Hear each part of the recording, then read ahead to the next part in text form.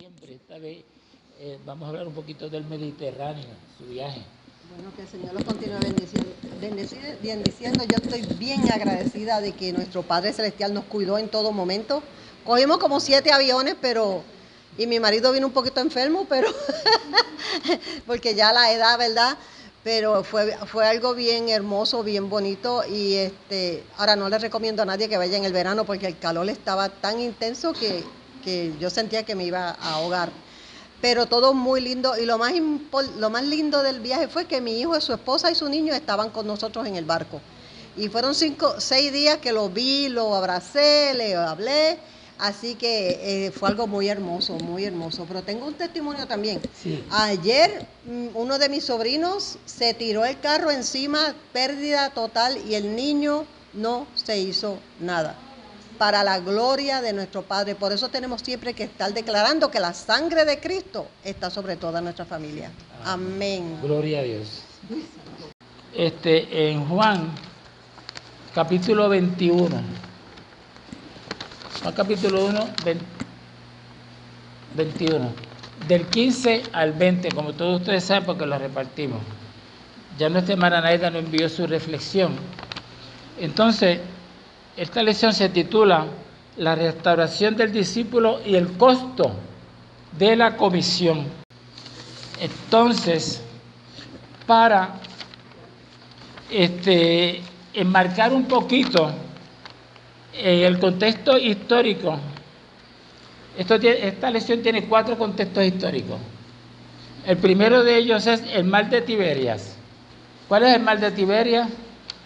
El mar de Galilea, que fue donde Jesús llamó por primera vez a sus discípulos, a los pescadores, a Pedro y a los que estaban con él. Y ese mar de Galilea está en la parte norte de Palestina.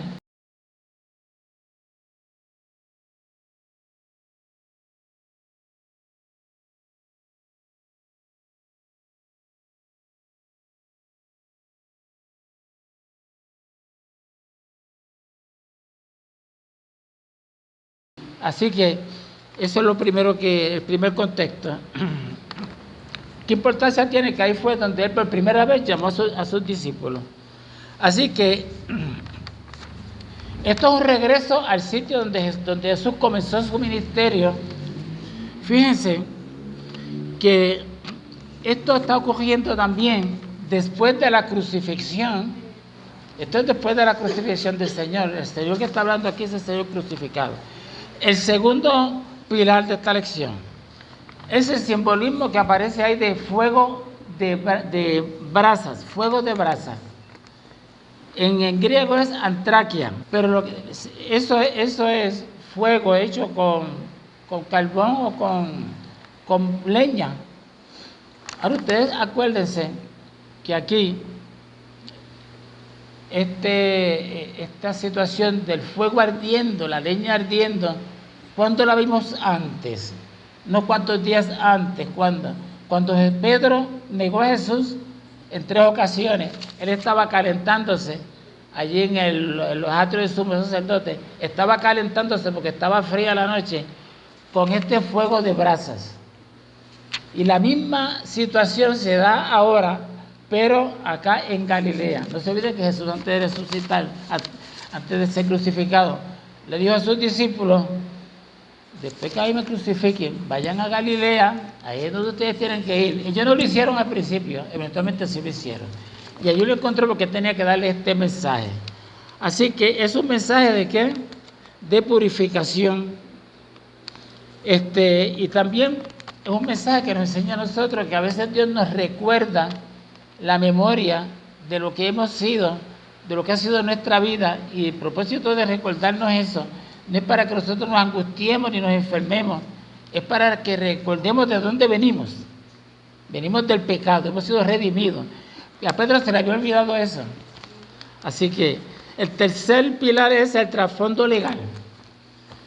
Cuando Pedro negó al Señor Jesucristo, lo hizo en 3 ocasiones. No sabía muy bien ni lo que estaba haciendo ni lo que significaba, pero lo hizo en 3 ocasiones. Y Jesucristo le dijo: antes que el gallo cante, me negarás 3 veces. Y aquí, cuando Jesús lo enfrenta otra vez ante su situación, le pregunta, Pedro, ¿me amas? ¿Y cuántas veces le preguntó Pedro, ¿me amas? 3 veces también. Entonces, ¿qué significa esto? Bueno, en el contexto legal romano y también de los judíos, cuando uno hacía un contrato, un pacto, un compromiso, tenía que ratificarse en 3 ocasiones. Para que un contrato fuera válido tenía que formalizarse, ratificarse en 3 ocasiones. Ese es el simbolismo que hay ahí. Ese es el tercer pilar de la lección. El cuarto es la profecía del martirio.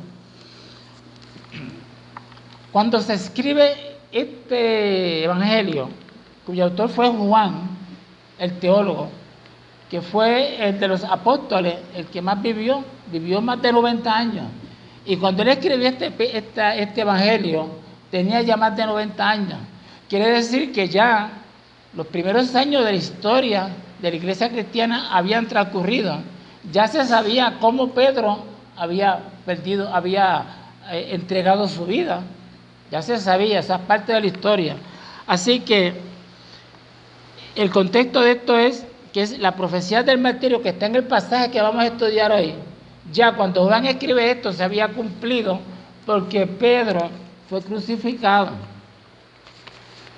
Pero, de acuerdo a unos historiadores, Clemente, uno de los padres de la iglesia, Clemente y creo que el otro Eusebio era el otro. O sea, esto no está en la Biblia, pero estas eran personas cuyos escritos y sus palabras se reconocen como fidedignos históricamente, no son inspirados, pero históricamente se aceptan por todo el mundo. Pedro pidió no ser crucificado como el Señor Jesucristo, sino fue ser crucificado con sus manos hacia abajo, sus piernas al revés, porque él decía que no era digno de tener la muerte que tuvo su maestra. Vamos entonces a la participación de ustedes y comenzamos con la hermana Cristina. Hermana Cristina, que es la confrontación con el pasado. Vamos a ver.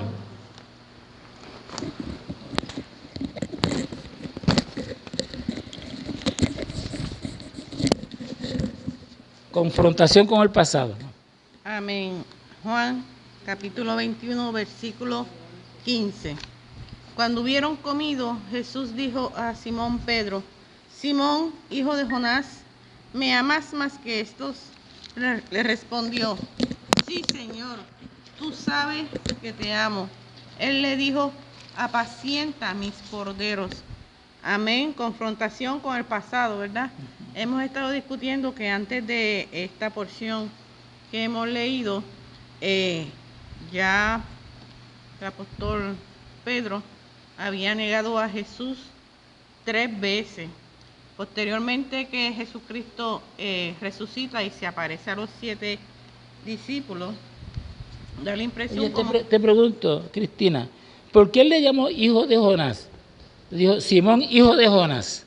¿Qué tú crees que el Señor quería decirle? Simón, hijo de Jonás. Me imagino que era para identificarlo. En algunas porciones habla de Cefas. Ajá, es otro nombre. Y es básicamente como para identificar la personalidad de él. Bueno, claro, su personalidad antes de ser redimido. Porque después que él es redimido, es salvo, pues ya no es Simón, hijo de Jonás.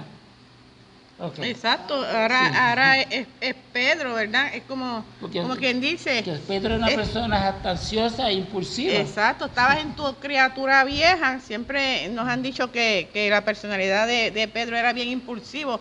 Él siempre se adelantaba como a los acontecimientos, hablaba sin pensar, prometía algo y no cumplía.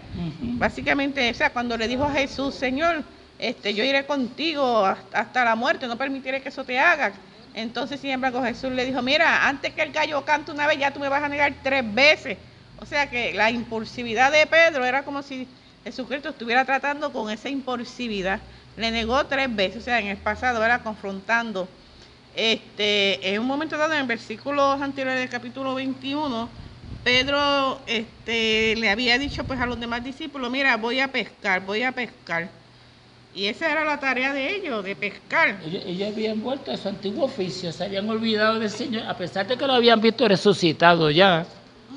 Pero como que no lo reconocían. Entonces, cuando comenzaron a pescar, dicen que Jesús le apareció y les preguntó: hijito, ¿ustedes tienen algo de comer? Y él le dijo: no tenemos nada de comer. Jesús le dijo: echa la reja a la derecha de la barca y hallaréis. Entonces, en obediencia a Dios, fíjese, yo entiendo que Jesucristo estaba como confrontando para entonces llegar a este otro punto. ¿Verdad? Para darle un mensaje.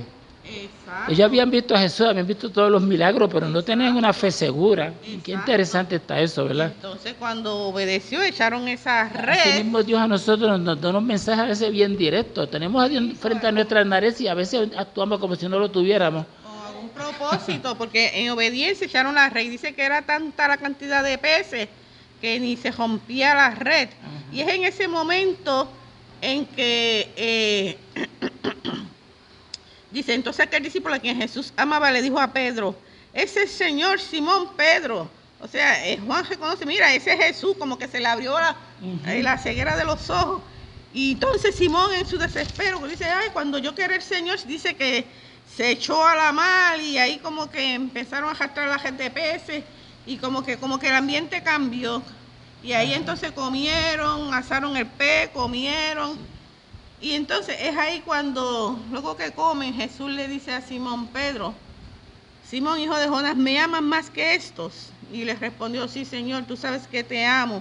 Él le dijo: apacienta mis corderos. O sea, yo entiendo de que muchos dicen, ¿verdad?, que como Pedro le había negado 3 veces tenía que decir: apacienta mis corderos, apacienta mis ovejas, pastorea mis ovejas. Era como confrontándolo. O sea, tú me negaste en algún tiempo, pero para eso vine yo, para restaurar, para levantar, porque más adelante, ¿verdad? Pero no más adelante, en un momento dado él le pregunta a Jesús: ¿y qué día? Que refiriéndose a Juan, como quien dice, ese le llamaban el discípulo amado. Ese sí que te ama de verdad, porque siempre está contigo. Le dicen el discípulo amado. Ese nunca te ha negado. Ese tú, como diría Pedro, es tu nene lindo. ¿Y por qué tú no le das esa comisión a él y me la das a mí, que yo te he negado 3 veces? O sea, es que simplemente Dios trabaja con quien quiere y de la manera que Él quiera. Exacto. Y quería restaurar a Pedro, que no empecé de haberlo negado 3 veces. Ya Jesús tenía un plan con él y le estaba extendiendo la mano, o sea, para que confesara realmente, básicamente que saliera de sus propias palabras, sí, como manera de la restauración. Oye, Cristina, y eso es suficiente. Esa confesión era suficiente. ¿Era suficiente esa confesión? Aparentemente no, porque ¿qué le dice a continuación?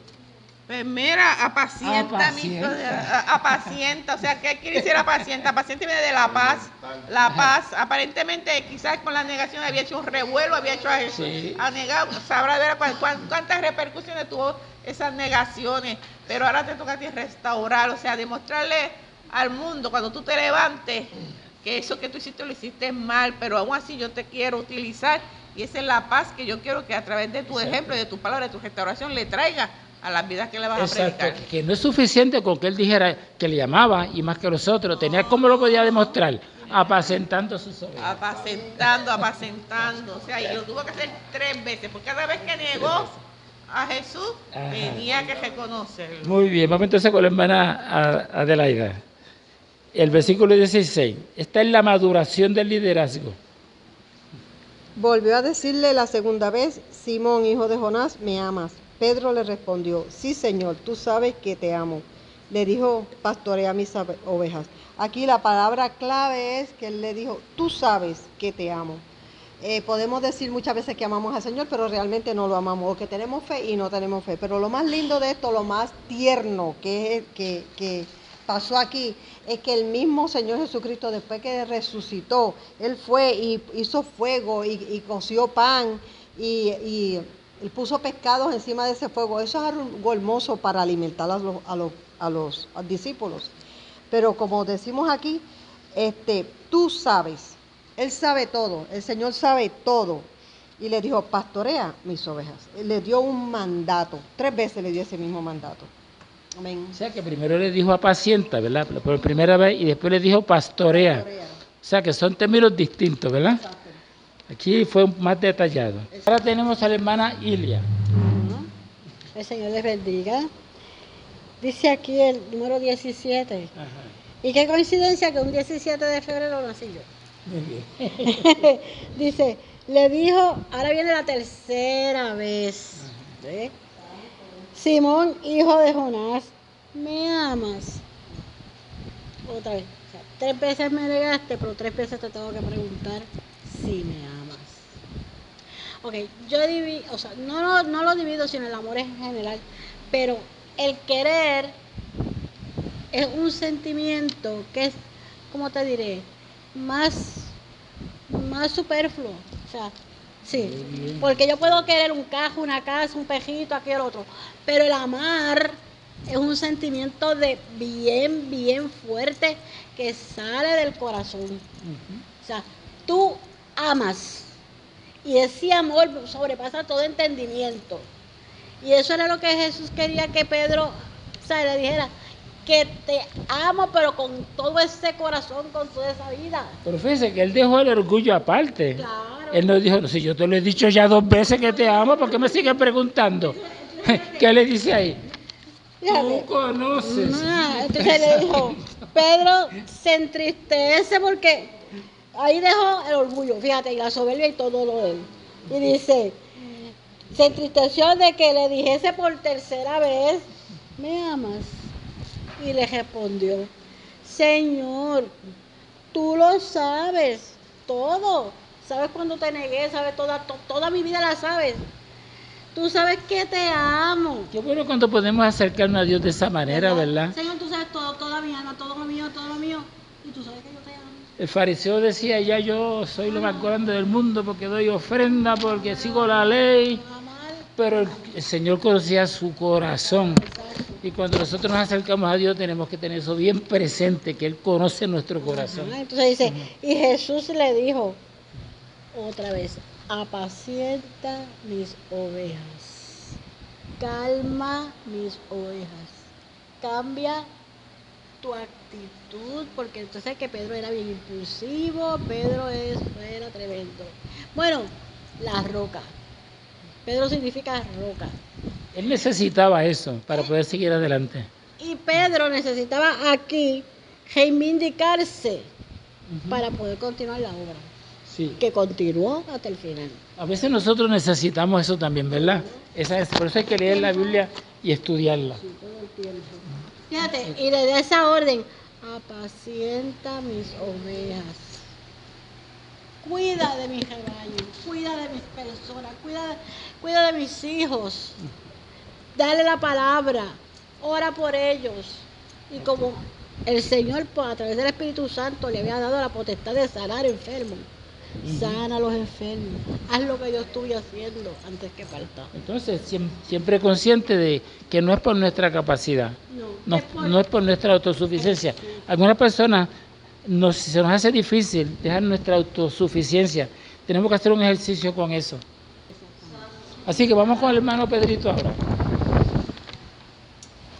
Pues el número 18, de cierto te digo, cuando eras joven te ceñías e ibas a donde querías, mas cuando ya seas viejo extenderás tus manos y te ceñirá otro, y te llevará a donde no quieras. Este versículo se relaciona mayormente con la parte de la entrega total, porque seguir a Dios implica una entrega total, y que la entrega total, para llevarla a cabo, pues es importante ceder el control y entonces seguir la parte de que aunque parezca un camino que no sea el de nuestra preferencia o sea doloroso, implica entonces para seguir a Dios ceder la parte de ese control y la propia voluntad.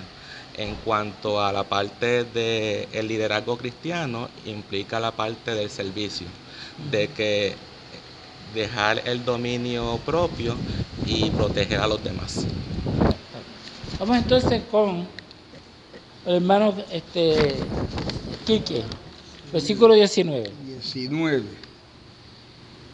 Esto dijo, dando a entender con qué muerte habría de glorificar a Dios, y dicho esto añadió, sígueme. Pues yo tengo un poco de confrontamiento con el concepto muerte, porque según entiendo, Cristo trascendió, no murió, como otros tantos santos, ¿no? Trascendieron. Por eso la palabra muerte para mí es un poco conflictiva, es Sí, conflictiva. depende de cómo tú lo definas, pero él murió y resucitó. Sí, murió y resucitó. Sí, hay estudios que dicen que no, que realmente hubo un tránsito, que no hubo una muerte física como Esas la conocemos. son más bien teorías, pero lo que dice la palabra es verdad que Murió. murió y resucitó. Pues nada, porque la línea es tan corta, ¿no? No hay mucho que Fíjense, añadir ahí. Claro, Sígueme. claro. Ahora la palabra Es que- sígueme, Sígueme. sígueme. ¿Qué significa eso? Sí, que hagas justo lo que yo les enseñé a hacer. O sea, por eso Exacto. yo soy el maestro. Sigue al maestro. Okay. Vamos entonces con nuestro hermano Félix, Ajá, ¿cuál es el 20? que es la mirada puesta en el maestro. Volviéndose Pedro. Amén.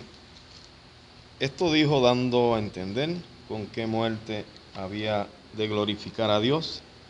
Y dicho esto, añadió siguiente, volviéndose Pedro, vio que lo seguía el discípulo a quien amaba Jesús, el mismo que en la cena se había recostado al lado de él y le había dicho, Señor, ¿quién es el que te ha de entregar?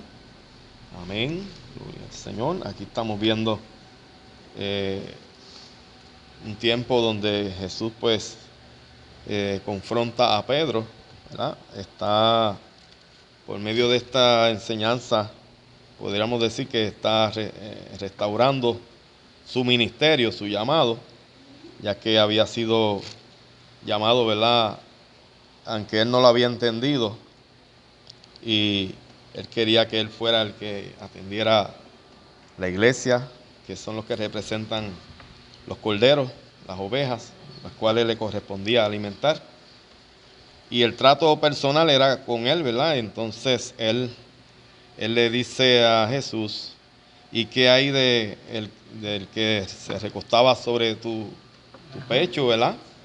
El que tanto te ama, ¿qué hay de él? Y Jesús le dice, el tiempo que él ha de estar, pues, no importa ahora. Lo que quiero es que tú me sigas, ¿verdad? ¿Cómo tú interpretas eso?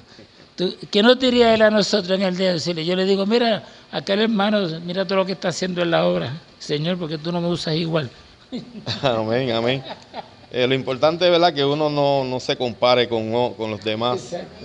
Dios tiene un trato personal con uno y de la manera que Él va a ir formándonos, pues es como vamos a introducirnos, ¿verdad?, en la obra que Él nos asigne. Exacto, que no tenemos que estar mirando a los demás, ¿verdad? Miramos solo a Dios. Entonces vamos para resumir acá, con todos ustedes participando, en primer término, esta lección nos enseña la sanidad de la memoria, ¿verdad? Que es importante uno recordar cuáles han sido nuestros caminos y recordar aquellas cosas a las cuales podemos estar fallando para entonces entrar en un proceso de purificación. Eso es bueno, ¿verdad, Luis? Desde el punto de vista psicológico, eso es bueno. El amor como motor. ¿Qué pasa? Que si un hombre le dice a una mujer, yo te amo, ¿qué espera la mujer? Una mujer inteligente, ¿se lo cree? Tiene que demostrarlo con hechos. No es que yo te amo, yo te adoro. No es eso, no es lo que se dice, es lo que se hace y así sucede en la obra del Señor. Y lo otro es que el llamado es individual. ¿Sabes? Nosotros somos gregarios, somos un grupo, somos un pueblo de Dios. Pero mire, Dios brega individualmente con cada uno de nosotros, como lo hizo con Pedro. Allí estaban los otros discípulos, pero él interpeló directamente a Pedro. Y así sucede también con nosotros. Nosotros no somos diferentes ni peores que Pedro. Él puede hacer lo mismo con nosotros. Hermano, ¿algún comentario adicional? Pues Dios los bendiga.